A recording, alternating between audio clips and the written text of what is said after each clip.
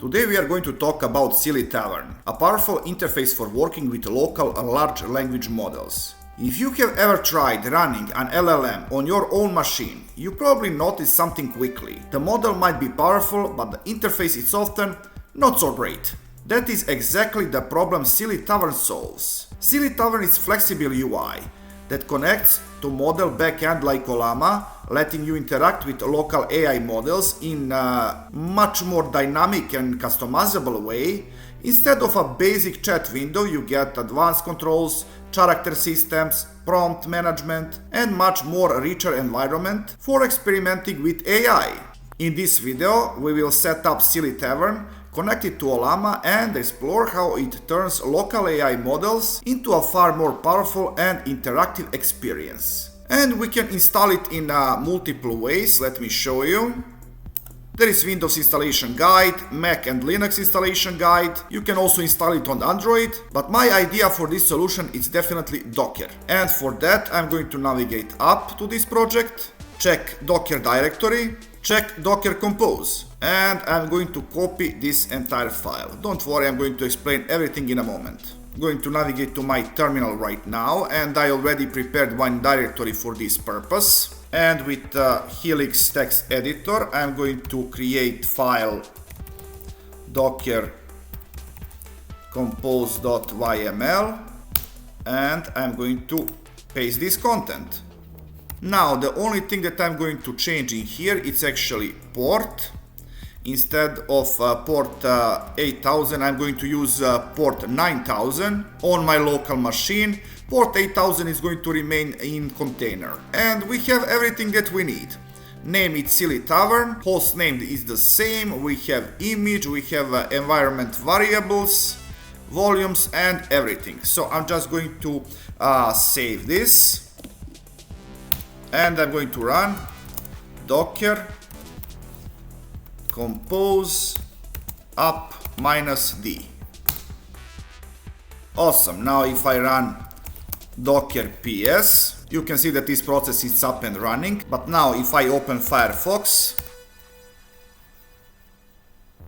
and if I navigate to localhost 9000, you can see that I cannot access a SillyTavern server. And why is that? Because my IP address is not on the whitelist. And how that actually happened in this way. You see that connection from 172.19.01 has been blocked. That is because we are accessing this server through Docker container. And inside of Docker container, our address is seen as this one. So I'm just going to copy this address. I'm going to get back to my terminal, and if I ls this directory, you can see that we have 4 new directories. If I ls this config one, let's see what we have in here. We have config YAML. We need to use this file. But before we continue, I would have to stop this container. Alright, and now I'm going to use sudo helix config.yml.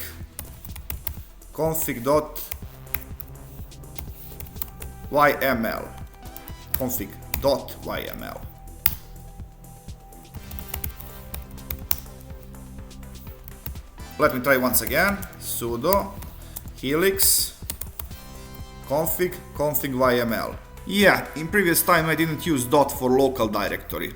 Now it shall work. Yeah, and what we should change in here, let me show you. In here we have whitelist, it's set to true. Although you can set whitelist to false. This setting sometimes can break the server, so it's not recommended. Instead, what we can do, I'm just going to add another address in here. And that very same address that was previously blocked. So now I'm just going to save this. Alright. And I'm going to run this Docker image once again with upd, going to navigate to Firefox once again, and I'm going to refresh this page. Yes, so we are in. I'm going to keep these basic settings, so it completely doesn't matter. And let's go to API connection. I'm going to change this into, let's say, chat. No, Not going to use chat. Text completion, that is going to be easiest. And now I'm just going to provide the path to my Olama server. I'm running Olama server on one of my machines and address is http. So address of my machine is 192.168.0.39. Port it's 11434. This is default port for Olama. I have to set default model. I'm going to use Qwen3 with 8 billion parameters and I'm going to click on connect. I'm going to close this and let's try to communicate. And once more. Yeah, it works perfectly. Alright, aside of this, SillyTavern has like tons of different options for customization of your experience. With it you can do all sorts of crazy stuff. Like check this out. You can change formatting of your AIs. You can find some documentation in here. User setting, background image and many other things. Let's change to something like this. You also have extensions. If you want to play with those, then character and personal manager. So guys, that would be all for this episode. I hope that you learned something new and interesting. So please like, subscribe and see ya!